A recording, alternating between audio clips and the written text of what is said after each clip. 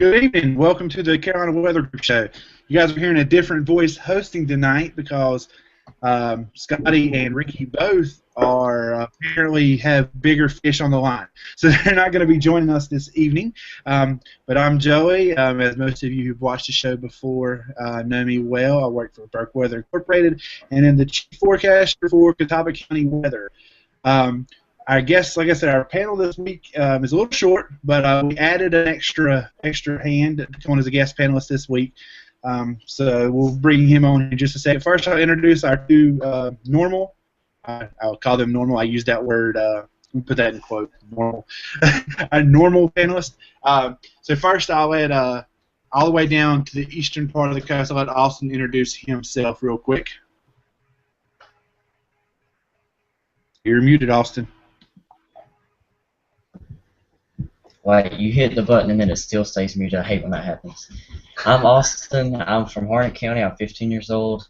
I've been on the show for about a year and a month now, and there's nothing going on around here. So, Kit, hopefully something's happening there. There's not. Well, yesterday we had, actually the day before yesterday, we had a few storms passing just to the south of us. I'm currently at UNC Charlotte. I'm an orientation counselor for the summer here. I'm OC number 12. With the storm earlier, I was seeing that they were crossing through Gaston County, and then they blew up right as they moved into Mecklenburg, and a bunch of us orientation counselors were outside in the courtyard just throwing around some balls and whatnot, and got everyone inside right before the storm hit. Like I said, it stayed mostly to the south, but that's the only interesting weather that has come through this area.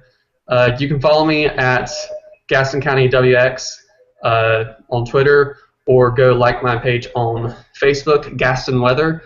I'm the lead forecaster for that, and it's part of Burke Weather Incorporated. Joey? All right. Thank you, Kit. Yeah, it's here in Catawba County, it's the same thing. It's just been dry. Nothing fun. It's not going to be anything fun for a while, apparently. But all right, let me first bring on our guest panelist for this week. You guys probably remember seeing Cam on a few times before, but Cam himself works for a company called Storm Geo. I want to keep calling it Impact Weather, but it just changed its name to Storm Geo. He is the tropical meteorologist for that company. You want to introduce yourself? Yeah, my name's Cameron Self. Like Joey said, I work for Storm Geo down in Houston, Texas.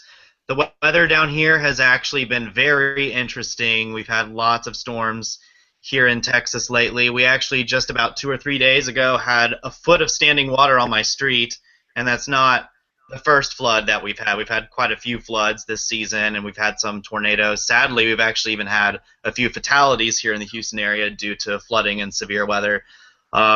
We've had several supercells get pretty close to the city in the last few weeks, and then of course the question is, did I try to chase them? And no, I had to work when those were going on, but I don't think any of those supercells actually did produce a tornado, just some hail and wind. But in North Texas, a good 3-4 hours to the north of me, they've had a lot of tornadoes out there, so pretty stormy in Texas last few weeks. Yeah, I was watching the North Texas, I think it was Wise County last night. I was listening to their scanner feeds tonight. They had a lot of collapsed buildings and people trapped and things like that. And I've been a little out of the loop today, so I didn't pay attention to the weather to see what it looked like once the sun came up. But from the sounds of last night, it wasn't a good thing. But all right, let's get on into our subject before we end up talking for half an hour and then have to go till 9:30 because we have no plan on the show and we never have. But anyway, so I bring on our guest this week, and I'm going to totally butcher her name. So I'm probably just going to let her say it, so that way I just don't mess up any worse than it is. First, go ahead and give us your name again, so that way it's properly said, because I don't want to ruin it. Hi guys, my name is Lourdes Aviles. I am a professor of meteorology at Plymouth State University, and thank you for inviting me to come and talk to you tonight. Awesome. Yeah, I remember watching you. You just said a little bit ago. It's been over a year and a half now. She was on the Weather Brains episode. Yes. I remember watching that, and I said, I'm going to get you on our show. Here we are, a year and a half later. We finally pulled this off. But I know. Actually, let me tell you about the weather here. go ahead. Right. We have, it's kind of chilly right now. It's almost 50 degrees. I think it's 51 or so. And the dew point is 32. There was a huge drop in dew point last night. I wasn't paying enough attention to know what was going on, but it went from the 60s to the 40s, like within half an hour. Now, you know that Cam's in Houston. The rest of us are in North Carolina. We'd rather you not rub in this low dew point that you've got up there, okay? It's terrible outside. It's terrible. It's very humid. Yeah. No, it's like fall weather here. I saw the dew point. I think I guess it was earlier today. It was in like the mid 50s, and I was like, yes, that's still bad. I love those. But yeah, my personal weather station hit 94 today. Wow. So, yeah, I think the reporting station in Hickory, which is the airport, was it's about 12 miles, I think, from me, and I think it hit 91. So, but anyway. I'm looking it up real quick, but I think it got about 89 here at UNC Charlotte. Yeah, I got 89. So we're all pretty well close. I think mine. It just makes me realize that summer hasn't made it here yet. Nah. It's been here since March. Since March. The reason I have Lourdes on tonight is she has written a great book, and I'm going to let her talk a little bit about that. But first, before we get into her book, let's talk about what you do. You're a professor. We know that. What got you into weather? Just give us your history. Okay. Well, I am Puerto Rican. I grew up in Puerto Rico, and I was always fascinated with hurricanes. As I was growing up, I was always paying attention and marking latitude, longitude in maps, and every time there was a hurricane, we would all go to my grandmother's house because you can't really evacuate an island, right? So I was the one with the battery radio, keeping an eye on where the hurricane was coming, and there were not too many that came, but the seed was planted. However, I liked all the different sciences, so I didn't know what I wanted. I liked astronomy and geology and volcanology and all sorts of things. So I decided to go to school for physics. And while I was in physics, I had a couple of opportunities to do seminar courses where I could choose any topic. And the first time that I had that choice, I decided to do lightning. And I found it so interesting. Then I finished my BS in physics, and I started doing a master's in physics. And I had another seminar course, and this time I decided to do hurricanes. This was 1995, and I'm sure you were not really alive back then, but it was a very active hurricane season, not as much as 2005. And I was just fascinated. Everything was so interesting, preparing it and giving the talk. And I was soon finishing and decided that I wanted to go into atmospheric science and study the physics of the atmosphere rather than the very obscure theoretical physics. So it was kind of a different story than most people you hear that wanted to be meteorologists from the moment they were 5. So then I went to the University of Illinois for my doctorate. You might be the first person. So you might be the first person I know from the University of Illinois. Yeah, well, they have a very nice program there. I went for my doctoral program. That's where I met my husband too. And once I was about to finish, I started looking into what type of job I wanted, and teaching at a university that served mostly undergraduate students seemed like what I wanted to do. And so I ended up here at Plymouth State, near the White Mountains of New Hampshire. I have a friend who lives in New Hampshire, and I'm constantly telling her I'm going to make my way up because I want to summit Mount Washington on a really good day. That's on my bucket list is to go experience the winds on Mount Washington. And you don't have to hike it. You can just get in a car and go up the very scary road. Yeah, that's the kind I like to do. But Yeah. I don't know how. When did you leave the island of Puerto Rico? How long were you there? Well, I was born, grew up there, and was there until I was 26 when I was finishing my master's. So then I went to Illinois straight for my PhD, and I was in Illinois for 8 years, and I have been here for about 11, I believe, in New Hampshire. So Awesome. it's gonna be close to 20 years since I left. Wow. Soon. My weather history, actually, we'll have a connection here. The first storm that made me fall in love with weather was Hurricane Hugo.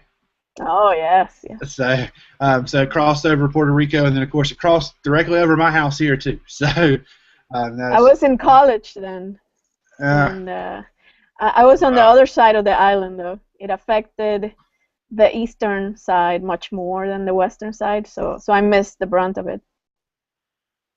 I always tell people another funny connection is Tim Duncan, the NBA MVP basketball player who grew up in Puerto Rico.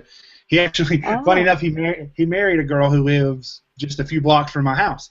But another connection there was he was an Olympic swimmer, but Hurricane Hugo destroyed the only Olympic-sized swimming pool on the island, and that's why he switched to basketball.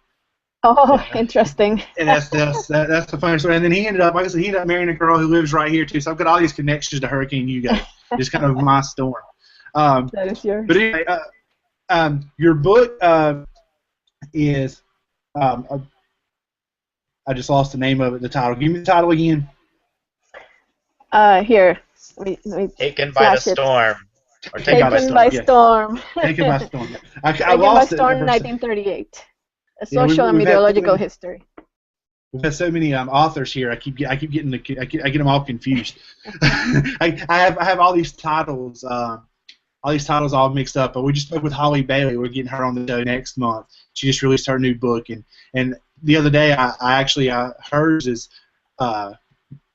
Mercy of the Skies or something like that, and I called your book. I was like Mercy of the Storms. No wait, no. Anyway, yeah. So they're all jumped up at this one, but anyway, your story was on the 1938 hurricane. A lot of people call it the Long Island Express. And what I'm going to do is I'm going to let you tell us a little bit about your book, a little bit about what's in it, and I'm going to kind of turn it over and let Cam kind of throw some questions at you because Cam, I know, has a real deep love of tropical meteorology and the history of hurricanes and things like that. So I'm going to kind of pass over the hosting duties to Cam here. But go ahead and tell us about your book, and I'll let Cam kind of throw some questions your way. Okay, so the book is about the Great New England Hurricane of 1938. And what happened is that I came here to New Hampshire, obviously couldn't be any further away from tropical weather. So once I learned that there have been a couple of really, really big storms that had come to this area, I got interested. In fact, it was a student that brought it to my attention. She was taking my first ever version of tropical meteorology that I taught here. And she was studying the height of the river, for different floods, and that was the first time I had a hint that there was a big hurricane in this area. So I kind of put it on the side to check it out later.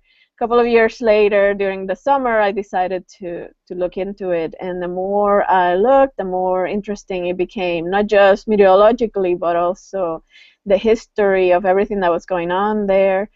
And then my idea was to use the storm and the timeline of the storm as kind of a framework to not just tell the story of the storm, but also to explain some of the hurricane science for non-expert audiences, for general audiences.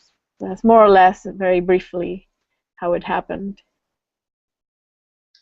You actually already answered my first question, so I'll go on to my second question. And this one's more of a scientific question, but yeah. Hurricane Sandy, I know that it had a fairly similar barometric pressure as 1938. It was actually maybe a hint lower, but 1938 seemed to be more tropical than Sandy was by the time it moved in. The conditions just seemed a lot more intense. The surges were way high, and I was wondering if you could maybe inform us on where this storm was in its transition by the time it made landfall. Was it still fairly tropical, eye wall and everything, or had it basically already undergone this transition by the time it moved into New England? Well, that's actually a very interesting question because it is natural to want to compare Sandy and 38 because they both affected the Northeast. They're very different though. So let me tell you what this one was, and then maybe we can compare with Sandy. This one was coming north very fast, still tropical, fully tropical, but as it was reaching New England, it started transitioning. And the timing, as far as I could figure out, was the worst it could possibly be because it reached southern New England with the strength of a Category 3 hurricane with the storm surge, the winds, etc., to cause the structural damage and the flooding. And then as it was making landfall, it started transitioning into extratropical, and it was still moving pretty fast. So the winds were still pretty strong. As soon as it went extratropical, it weakened a little bit, but it was still strong enough. So suddenly, when it transitioned, it became very large in radius, and a much larger area was affected by the winds, which were still pretty strong, not necessarily even of hurricane strength, but strong enough to start knocking down trees, and the rain. So you got major hurricane landfall, strength of Category 3, then as wide an area affected as possible, with huge tree damage, like millions and millions of trees were knocked down, and a lot of inland flooding also. So it was like one of those double, triple whammies. You mentioned the forward speed. For some of our viewers who maybe aren't really knowledgeable into tropical, we have a lot of teachers who, elementary and middle school teachers who like to watch our show from time to time. The average speed of a hurricane, you'll be able to answer that question a little bit better than I can. What would you say is about average? You do a lot of work with that. You want me to answer that? Okay, Either so one of you. You go. You I can would answer say it. 10 to 20 mile an hour for when they're in the deep tropics, and then when they start recurving, more in the 20-30 mile an hour, and they speed up a little more when they go northward. Right. Yeah, go ahead. I would say, and correct me if I'm wrong, the Long Island Express of 1938 hurricane had a forward speed of near 70. Is that correct? Actually, one of the things I found out is that that's a bit of an overestimate. If you do all the calculations with the reanalysis data and also the original reports of the storm, it's closer to 50 miles an hour. Now, that's not as huge as 70 miles an hour, but it's still as high as it ever gets. Yeah, it was closer to 50 miles an hour, maybe as high as 60 in between the reporting times, but really it was not. It was 50, and that's why they called it the Long Island Express, right? Because it was moving as fast as a train. But I actually do not prefer that name because even though Long Island was affected quite a bit, the worst effects were in southern New England, Rhode Island especially. So I acknowledge the name, but I don't like to emphasize it as much as the Great New England Hurricane. So. I actually agree with you on that. And like I said, I usually I find myself I mention it as the Long Island Express when I talk about the forward speed because it makes sense. But yeah, especially when it comes to size, like you were saying, I don't know if you have any hard numbers there. How much it grew in size after it became extratropical? Oh, I actually don't have the specific numbers. I don't think we really have those numbers exactly, but if you, I'm gonna guess a couple 100 miles wide in terms of the tropical storm strength winds, when the radius of maximum winds had been closer to 30-40 miles an hour before. That's kind of getting off the top of my head here. If NASA could have got started a little bit earlier, we'd probably have a lot of data on that. Yeah, but the first satellite came in 1960 for satellite images, and close to 1980, 1979 is when we finally had satellite from all around the world. It would take a little longer.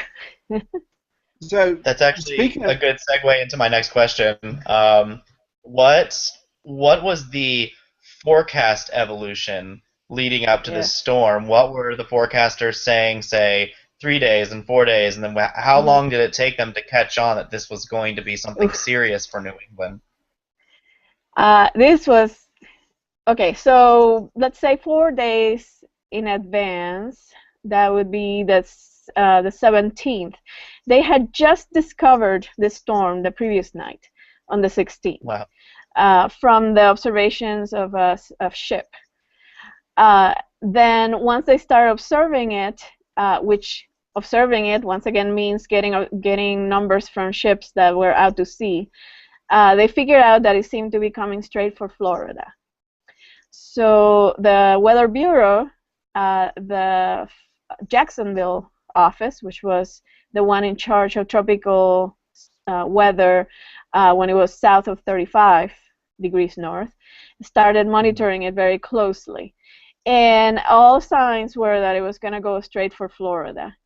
But then they realized that the pressure did not seem to be going down as fast, which could have only meant that either it was weakening, which was unlikely, or that it was not coming forward as much.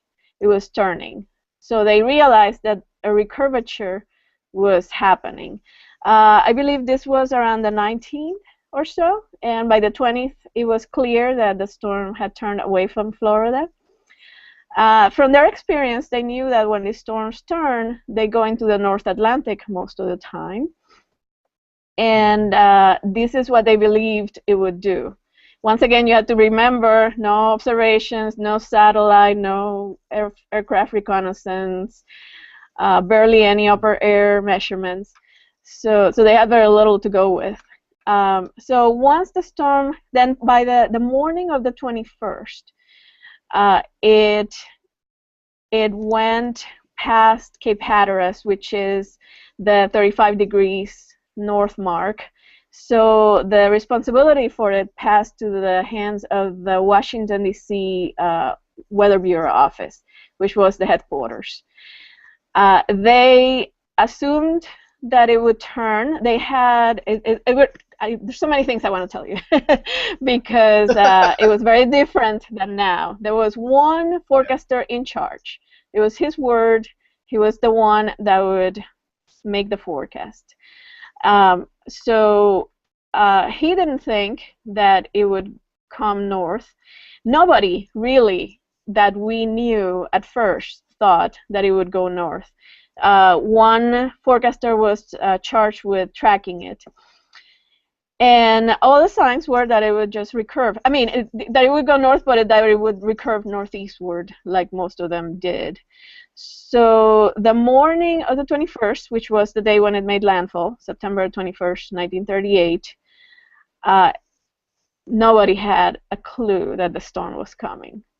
And the New York Times was posting how Florida was spared, far away Florida was spared, and it had been very rainy the previous few days, so that morning it was actually very clear. Turns out that was the high pressure ahead of the storm, right?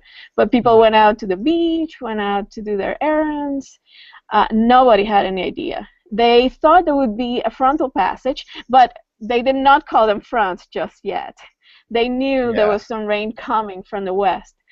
And so most of the forecasts did say rain later, heavy rain even, and then clearing and colder tomorrow. So all the signs of a cold front passage. And it was true, there was this very deep trough coming from the west.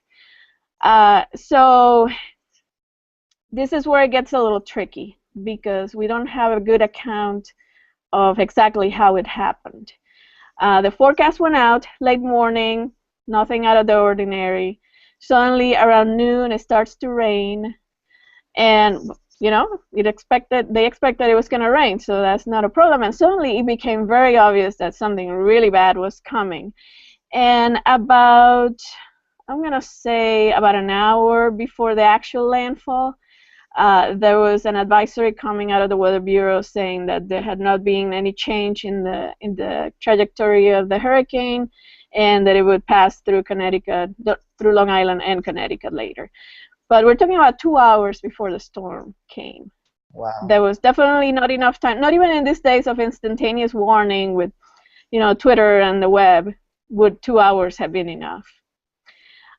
Then, many, many years later, the story came out that one of the junior forecasters there had figured out that the storm was coming north.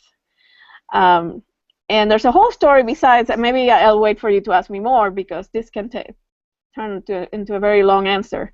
But there was one junior forecaster that knew or thought the storm would be coming north. But there's all sorts of nuances associated with that. Mm-hmm. So, wow, I mean, you can talk more about that. That's interesting. Yeah, keep going. Like I said, keep going. We okay. we got to 9 o'clock, and we've never stopped at 9. So. Oh, good. Okay, so let me tell you the names of these guys. The forecaster in charge was Charles Mitchell, and he was the most accomplished forecaster, recognized as the most accurate forecaster in the whole U.S. at the time. Not only that, but he had experience with hurricanes, because he had made a very detailed study in 1924 about the tracks of these storms. So he was the right person to recognize what was going to happen, but he didn't have enough data. The newly hired junior forecaster, his name was also Charlie Pierce. He had come from a new industry, the budding industry of airlines. And he actually had a little bit of experience of looking at upper air observations, which, as you might know, the upper currents are the ones that are going to steer the hurricane. But up till then, it was not really common for forecasters to be looking at upper air data. First of all, there was not a lot. Weather balloons were not being done yet. In fact, the first weather balloon had just been tested a year before. So there were a little bit of upper air data from airplanes. They would put instruments on a plane. It would fly to 15,000 feet and come back down. So there was a little bit, but mostly it was in the Midwest and the Central Plains. So barely any upper air observations. Sometimes the observers would look at the sky and see that the clouds above were moving in a certain direction, so they knew more or less which way the air was going. And in fact, in this case, they had one observation from Washington, D.C., that one of the observers was able to detect that it was a south wind. So Charlie Pierce, the new forecaster, had that observation at his disposal. And supposedly from this, he thought this hurricane was not gonna turn. It was not gonna be able to recurve into the North Atlantic, and it would come straight to New England, which is exactly what happened. So the question is, why didn't he tell the senior forecaster?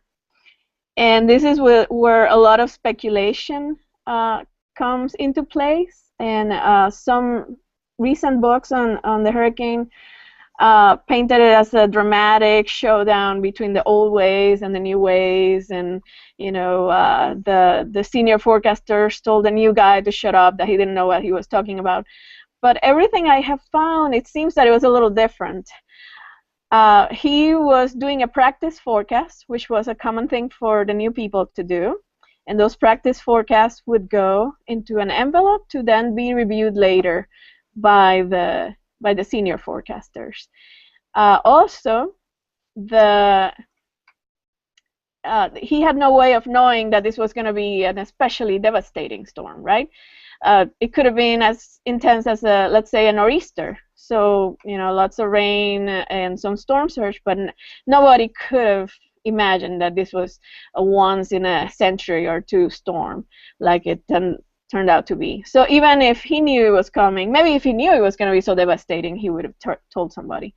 But all of the information I have found tells me that maybe there was not such showdown, and it's not even clear if they discussed their difference in their forecast. So in the end, it arrived, and nobody knew it was coming, and there were people running in the streets away from the water, and many ended up drowning, and definitely took, I'm gonna say, 99.5% of the people by surprise. A few people later claimed that they knew, but you had to take that kind of with a grain of salt because Monday morning quarterback kind of thing. So we will never really know for sure that part. Hindsight is Did this storm always 2020. Yeah. Did this storm Okay. lead to any reforms in forecasting method? Like you talked about how back in those days, once it got north of 35 north, Jacksonville just handed it off to D.C. Was it shortly after that storm that they stopped those sort of things, or was it Actually, several okay, seasons later? it turned out that had been put in practice in 1935. My light just went off. Before, all the warnings came from Washington, D.C., and people in the South claimed that Washington, D.C. could not possibly care or pay enough attention. So they split it into four. They had San Juan, Puerto Rico, New Orleans, Jacksonville, and Washington, D.C., depending on where the storm was at the moment. So this was only 3 years after that. And that system remained in place more or less until what became the National Hurricane Center was created. So, and that was in 1955. So that specific part of the system stayed like that. However, the need for upper air observations became very obvious. And I don't think it's a coincidence that the official network of upper air observations got started in 1939. And it continued growing for a couple more decades, but it was in 1939 when it was official that, okay, we need upper air observations. Also, a lot of the individual areas that got affected have used that storm as their worst case scenario for preparedness in terms of, are we ready to withstand this again? So a lot of procedures in emergency management have used that storm as a learning opportunity, as well as what should we prepare for. Now, this was obviously 1938, so it was decades ago when there was no major industrial, like large buildings in that area. What would the effects be today if something similar were to happen? Actually, there were a lot of mills back then. So paper mills were a big industry in this area. Well, the effects would just be unimaginable. First of all, imagine most of the trees. You guys haven't been in this area, but there's a lot of trees here, and most of the trees knocked down, very large percentage at least, and there are even more trees now than there were back in 1938 because they were recovering from the excessive logging of the late 1800s.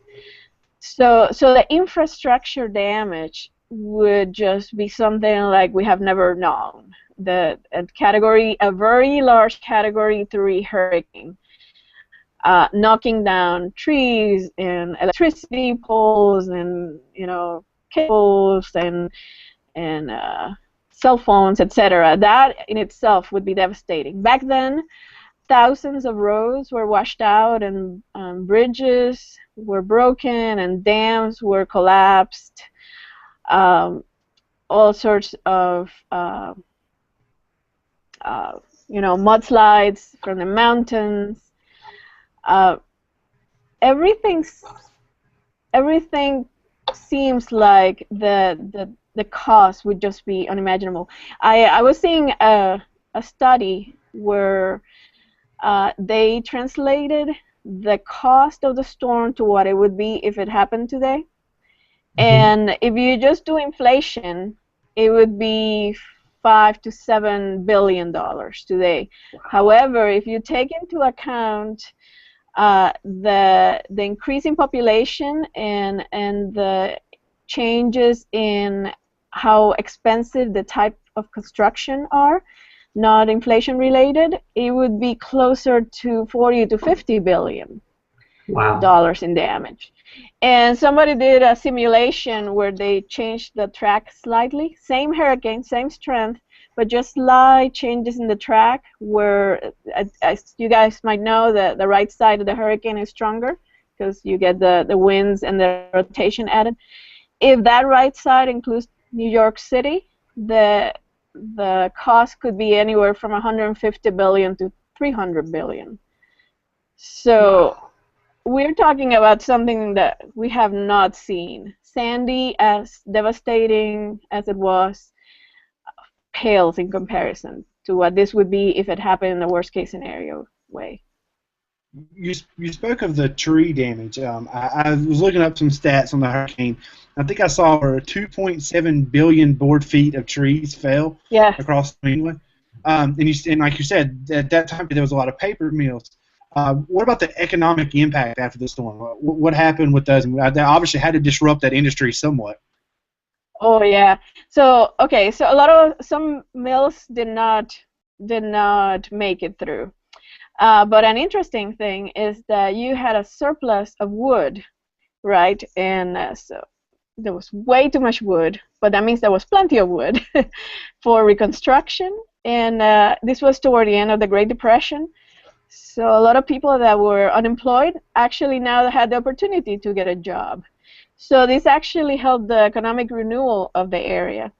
Now, all those that made money out of selling wood, selling lumber, were in danger of their industry collapsing, right? Because there was an overabundance of wood. So the government stepped in and actually bought a lot of it. I like to say that was the first government bailout, because the idea was that if they bought it and kind of released it slowly, the prices of wood would not crash, and that way they could help.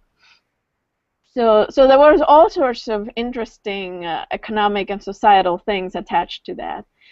And then there's the tourism. You know, all these beautiful mountains and trails were knocked down. And even I was reading an article about hunting, how hunting got affected.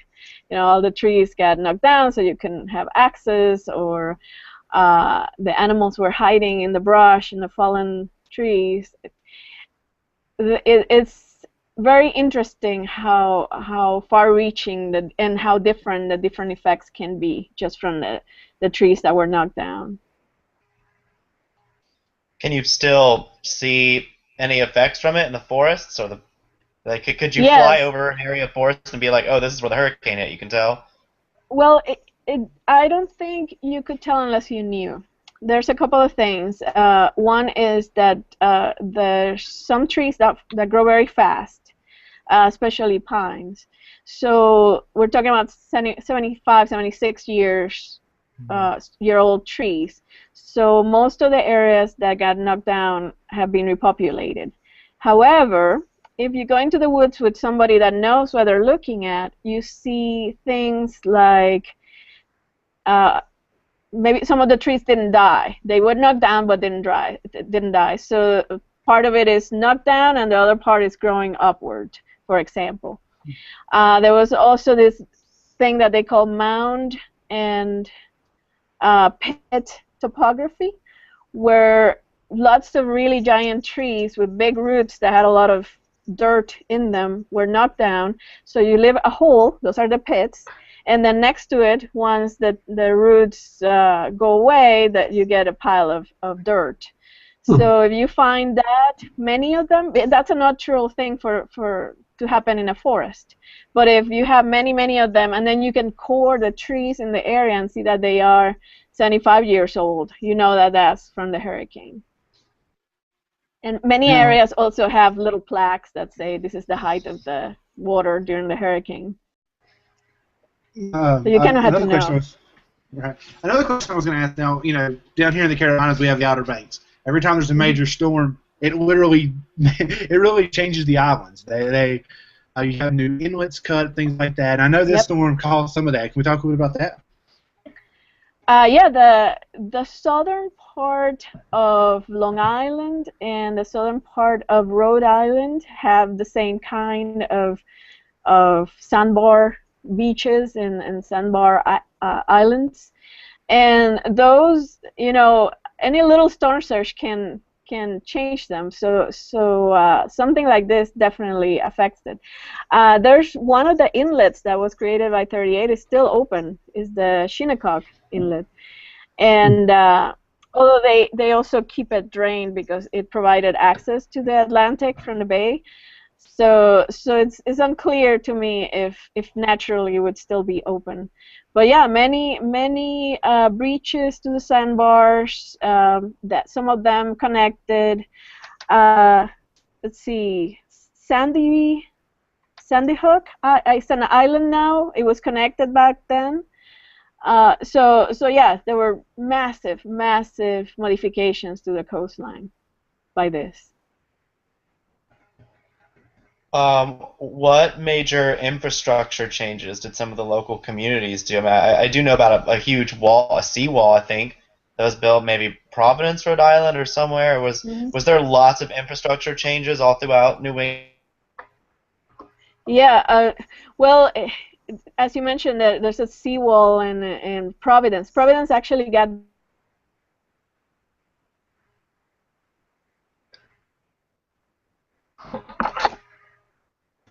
Did we lose her? I think we might have lost her. Yeah, we lost her. She should be back shortly. Give her a chance to reconnect. She probably just lost connection there. But Game, I actually read an article about what you were just saying about the spa in Providence. I think there was I don't remember which hurricane it was, but there was a second hurricane that came sometime in the 1950s, and that's when they finally decided that this seawall had to happen. And that's when they built it.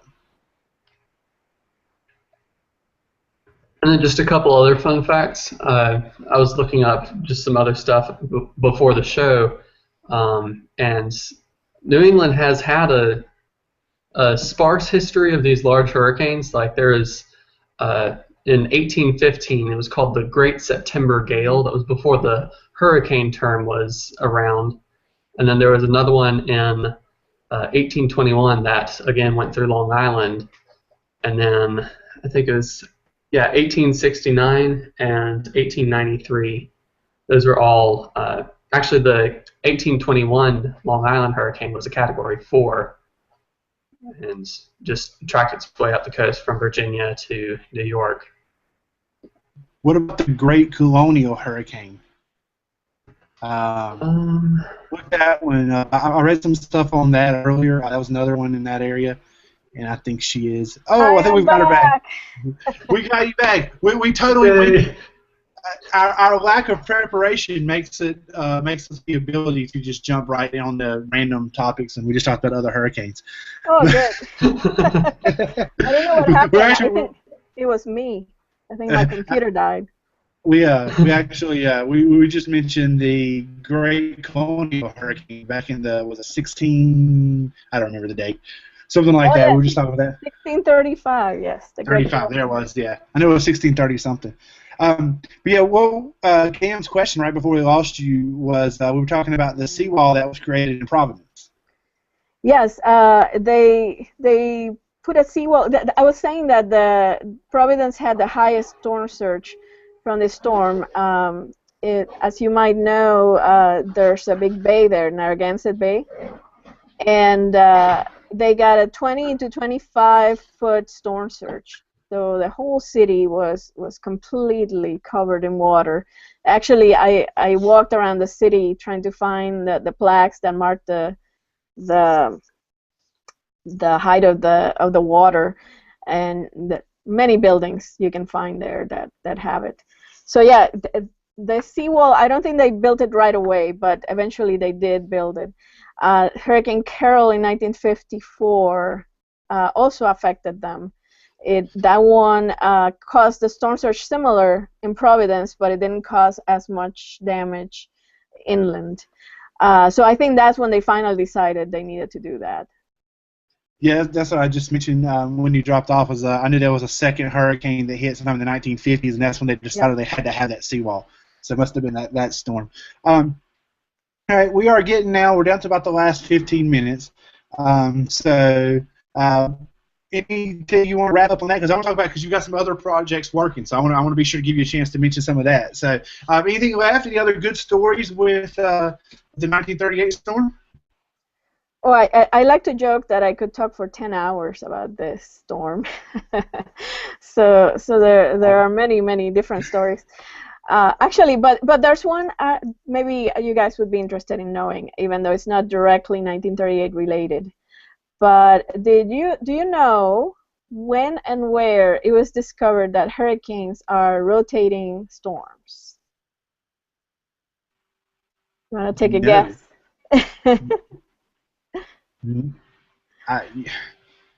Well, you would think that you would have a satellite thing, but no, I'm sure they had some sort of observations to be able to kind of get that idea. You got me. When was that?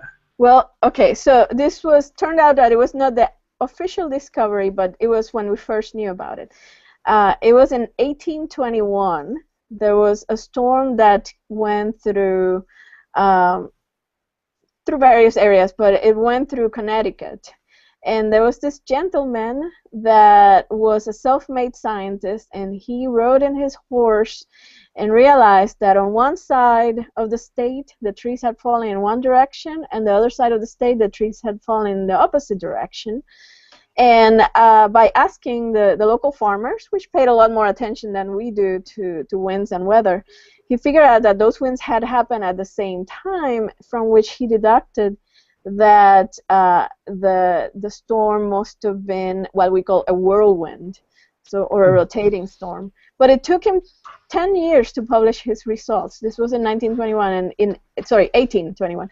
In 1831, he wrote a paper for the Journal of Sciences and American Journal of Sciences and the Arts, it was called back then, where he finally published his results.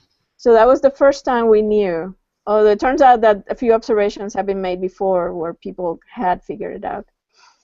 But I always love that story because it tells us, just in the 1800s, that's what, 150 years ago, getting to 200, we didn't even know that hurricanes rotated. Wow, and like I said, to me, to be honest, to even think that they knew about that before we had the satellite pictures that showed us a storm rotating. Yeah, it's so easy now, right? Because you see it. Right, yeah, you see it, right. I mean, to think back, they couldn't see that. And you mentioned earlier that your first education was physics, and I tell people all the time that weather is physics. Everything about weather is physics. Physics of the atmosphere. And right. It's amazing, as I was doing this historical research, how much they did know and how much they could figure out without having all the technology we have today. So that was one of the big things I got out of it. Yeah, we forecasters today honestly have become lazy. You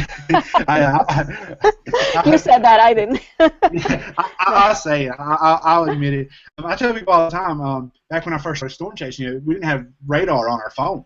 You couldn't just grab your cell phone and look at the radar. And I think so many forecasters today, anybody who's listening who's going to meteorology, by all means, throw all that stuff away for a while and just do it as old school as you can possibly be able to do. You will be amazed at how much you learn. Now, something we are now that we could not be back then is a lot more accurate. Right. We are. This is true. Well, I say the good thing about that though is if you can go back and do it, like hand-drawn analysis and just forecasting completely by hand and things like that is a dying art in the field today.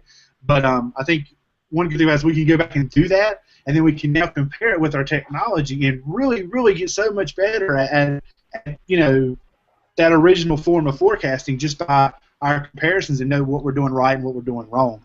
Now, Joey, you're saying like You're saying that hand drawing, like an analysis, like a contour analysis, is dying art, I believe you said? I had to do that in 2 of my classes. It's not an art form. It's a form of torture. Yeah, it's. I know they still teach it, but don't worry, kid. Once you get out of it, you'll probably never have to do it again. No, I actually kind of enjoy it. It's oddly soothing. I'll put it that way. Back then, when they didn't have the computers to do it, they had an army of guys plotting and hand analyzing. So, like 8 or 10 people doing the hand analyzing as fast as they could, so that the forecaster in charge could have his maps. So that took a while, obviously. Wow. And how many model runs can we lay on top of each other nowadays? I know. So don't underestimate our technology too. Right. And one of the things my teacher has told us is that when we do it by hand, we catch little subtleties of the analysis that a computer doesn't really pick up on. Yeah, and when you're trying to understand what happens, right? You're thinking about it as you're doing the analysis, as opposed to just looking at the map right in front of you. Exactly. And like I said, with our technology today, the great thing here is you can do that. You can see those subtle things and then compare it to what the forecast output is, and then you learn how to interpret those model data. A lot more than you ever would by not doing that. Mm-hmm. And that could be a whole nother show, by the way. If you want to ever come back on, we can go into we can probably do a whole hour on that. But yeah, I wanted to, as we get kind of close to the end here, I wanted to at least give a chance to let you talk about your upcoming projects. What do you have working? Once I did this one, I realized that this is what I want to do for my research, meteorological history in its different forms, kind of mix science and history. So the next thing I am already doing with AMS is about Caribbean hurricanes. Kind of a similar treatment of the history and science of them, although this one, instead of being focused on just one storm, being focused more general. And in this one, I want to make connections with the culture and also the mythology of the Taino natives that lived in the area, besides the obvious, environmental effects and meteorology and all that. For the future, I would like to do some other things that are not hurricanes. For example, I love atmospheric optics, and I teach the atmospheric physics here. And I would like to do kind of the science and history of many different optical effects, like rainbows and halos and things like that. And I have like a list of 10 different projects that I'd like to do, but I might not live long enough to do them. Somebody asked me a great question the other day about a rainbow. Now I don't remember what it was. It was something about how the colors. How can you have two? I don't remember what it was. I'm going to have to look that up and send that to you, though. So maybe you can answer. Yeah. Was it how the colors are inverted if you have a double rainbow? No. It was about something about. Like I want to say it was about how purple or something. The two colors mix. Two primary. I don't remember now. I'm going to look it up and send it to you. Just say Rayleigh scattering and walk away. That's what I do. I asked my students, if you were going to explain it to your grandma, how would you? Because you can't say Rayleigh scattering to your grandma, right? Yeah, sadly. Yeah, I can. She's my grandma, rest in peace now. She took my weather enthusiasm to the extreme of when they came to sell us cable television. I'm dating myself here because we didn't have cable here when I was a youngster. And when they ran the cable down our street, nobody on our street wanted it, and they came. They were coming door to door. Like, we're gonna run the cable down the street, trying to get people to sign up before they ran the cable. Nobody on our street wanted it. They came to my house. They told her about the different channels, and then almost at the end, when my grandfather was like, "I'm not spending more than 50 cents for a TV," and how those are. He said the word. The Weather Channel. We also carry the Weather Channel. My grandma looked at me and said, "We'll take it." Nice. I missed the Weather Channel, by the way. But anyway, Cam, we lost there for a few minutes, but we're letting her go into a little bit about her future stuff. Did you have any other questions that you wanted to get to? I will just listen to her infrastructure answer later on the recording. Oh, sorry. All that. Oh, it's fine. It's fine. My computer just froze. I really don't know what happened, but I'm back on now. Yeah, we lost her at the same time. So I don't know. You guys must have did something together. But Yeah, but anyway, all right, so like I said, we're getting close to 9 o'clock. Maybe we can actually wrap up fairly close to 9. Now, do you have any other book projects you have working right now? well, as I said, the Caribbean. Okay, you mentioned the Caribbean. Yeah, the Caribbean, and that's the one I already have an agreement from the American Meteorological Society for publishing. So I've been very busy this year, so I haven't been able to work a lot on it. But hopefully this summer. So give us Caribbean hurricane. Oh, go ahead. I was just gonna say, give us something that's going to be in the book.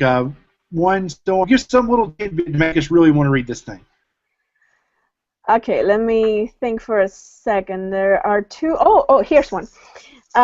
So back then, we did not name hurricanes, right? That didn't happen until the 50s or so. But in the Caribbean, because the Spanish who colonized had come with their Catholic religion, people named the storms by the saint of the day when they made landfall. So there was this one storm, San Felipe, which would be Saint Philip, that came in 1928 on September 13, and it was actually the first Category 5 landfall in U.S. soil, because it came before 1935, which was the first Category 5. And so that was actually the one that first got me interested in doing the effects. But there's another one called San Ciriaco, which I have no idea what the saint name is in English. But that one happened the year after the Weather Bureau was established down there in the island, because the U.S. took Puerto Rico from the Spanish as part of the spoils of the Spanish-American War. So as soon as that happened, the Weather Bureau set up shop in the island, and right away they had a storm that came also unannounced, and a couple thousand people died. So I wanted kind of to explore the relationship of the U.S. with the Caribbean and things like that in there too. Yeah, that's going to be great. I'm definitely a weather history guy. Carolina, right? Oh yeah, San Ciriaco definitely went to North Carolina too. Yes. Yeah. So that's where the name came from. and Cam actually probably is better at hurricane history than I am. My weather history leans a lot more toward tornadoes, because that was always my first love. Even though Hurricane Hugo was what got me started in weather, it was that Weather Channel edition, and then the tornado that hit Andover, Kansas, that turned me into I became a tornado junkie at that point. But anyway, you mentioned that about naming them after the saints. I remember reading that, and I totally forgot that until you said it again. So I'm glad you said that. I forgot that they did it that way. Kit, you said you had a comment? Yeah, so you're talking about hurricanes that happened in the 1600s and 1800s. Well, I'm going to go back a few 100,000 years or a million years. I took a course this past summer on like science and technology in society, and the teacher was a professor of geology here and has a couple other degrees, but one of the things he does is, here's a term, paleotempestology. Yes. And like I almost considered switching majors from meteorology to doing something with that, because basically what they do is they go down to usually the Carolina coastline, and they'll take a core of the soil, and you'll see like different types of plants that live at a certain sea level, and then you'll see this block of deep ocean sand. And they know it's deep ocean sand because they find all these little plankton and little microscopic shells that have been extinct for millions of years, but they're on shore with like current living organisms. So it's just from all the storm surge kicking up all of that sand from way off the coast. Yeah, that's fascinating how much we can figure out. They did paleo studies off the coast of New England, and what they did is that they went on the bay side of those the barrier islands. So when a really huge storm comes, the storm surge takes a lot of sand down, and then that kind of you get deposits every certain amount of time that tells you that there was a big hurricane. With that, you cannot go millions of years, but you can go hundreds and a couple thousands of years. And in that way, they figured out that only 6 hurricanes in the last 1,000 years have been as strong and as devastating in New England, within a certain degree of uncertainty. But that's how we know that these big events only happen every 100 to 200 years in this region. Yeah, it's fascinating. It's amazing. That's part of what I like to cover in the books, all those extra things that we wouldn't know about. Right. So when he told me that, or the whole class, not just me, but I've always loved geology, always loved meteorology, so it's like this is the perfect way to combine the two. I'll tell you this. We get a signed copy of the new book, right? I get to add that to our library. Of course. All right. Keep an eye on me. I'm gonna hold you to that when it comes out. So you mentioned that. Are you going to be joining any of the AMS conferences or anything in the near future? Anywhere we can see you at? Oh yeah, I always go to the AMS annual meeting. In fact, last year and this coming year, I'm going to be signing books there. So I will definitely be there. I have been at the tropical meteorology and the hurricanes and tropical meteorology conference also. I think it will be next year in somewhere in Florida.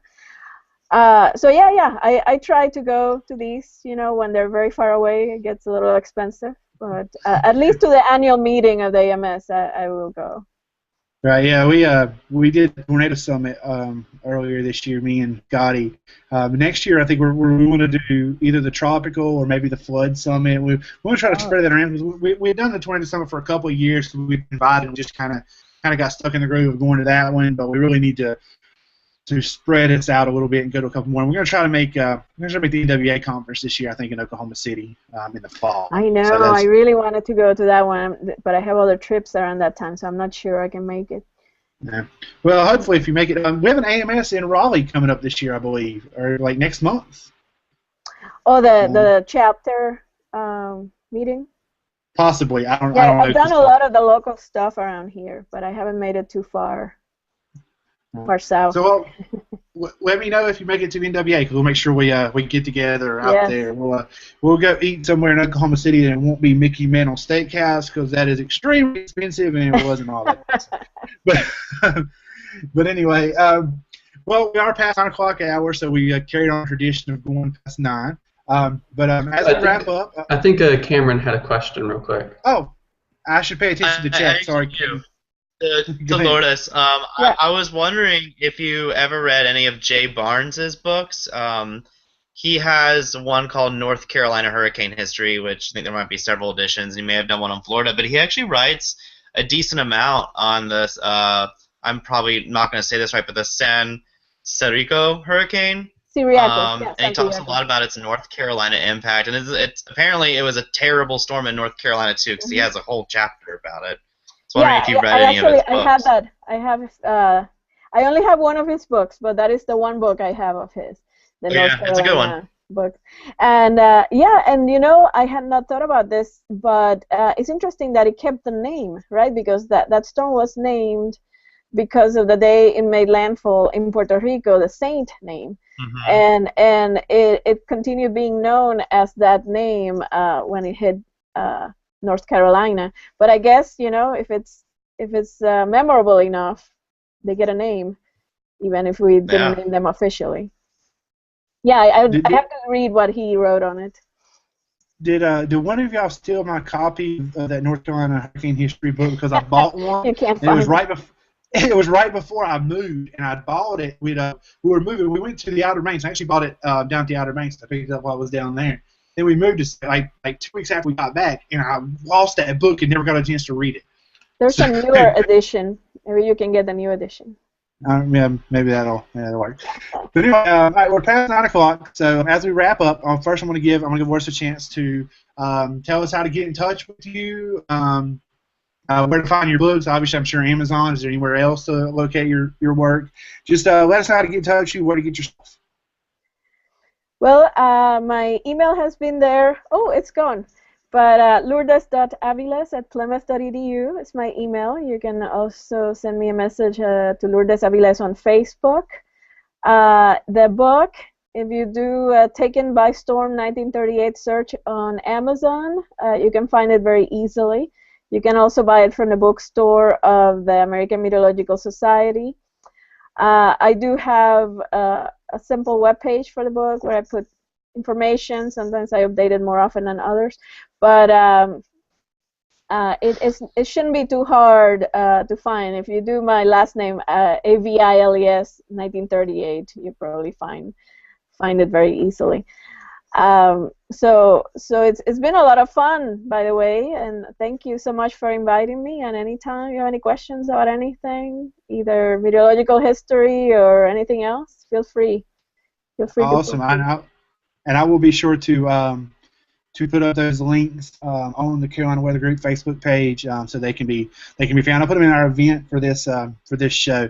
Now, one thing we like to do with our guests, especially those who are very successful in the weather enterprise, I want to give you a chance. We have a lot of teachers who are nurturing students, and we have a lot of students who watch our show.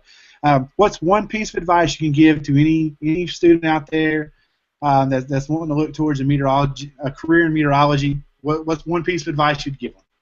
Okay, so I actually do have very significant advice. Do not stay away from math and science in high school if you want to do meteorology, especially that math. You are going to need the math. There's no way around that. And it can actually be a lot of fun to figure out how it affects the atmosphere. So, be serious with your math and science, and also develop good study skills. If you come to college and it was always very easy for you and you got A's without studying much, you might hit a wall very quickly. So develop good study skills and be serious with your math. Those are the biggest pieces of advice I can give you. Pay very close attention to that part about the study skills. That happened to me. I breezed through. I'm a great test taker. I'm a horrible at homework and things like that. I rarely study. I always had a thing for taking tests. I did a great job. One benefit to me though is I'll learn. I'm an audible learner. So if you say it, I'll remember it. If I read it, though, I'm in trouble. Like to the point where I literally have took things that I wanted to learn and went over to my wife. I'm like, "Hey, can you just read this to me?" Read it to me. Because if I hear it, I'm good. I'm horrible at reading, and it's probably some kind of ADD. And that's the important part, that you figure out what works for you, because that way you don't have to figure it out the night before a test, or when you're about to fail a class. So if you figure those things out before you get to college, or even early in your college career, it's going to be so much easier for you. Yeah, I tell people all the time when they ask me questions like that, I say, don't do as I do as I say, because I took the SAT. I remember distinctly. I took the SAT. I tried to cram for it. I went to study guide classes, got extra sleep the night before, ate a good breakfast, scored a 1290. Took it the second time, and I literally stayed out till 2 in the morning. Had to be there for the class or for the test at 8 a.m. and scored a 1340. Wow. I was like, just don't do what I do. Just listen to me. The other way probably works better for most people. I don't know why it worked that way for me.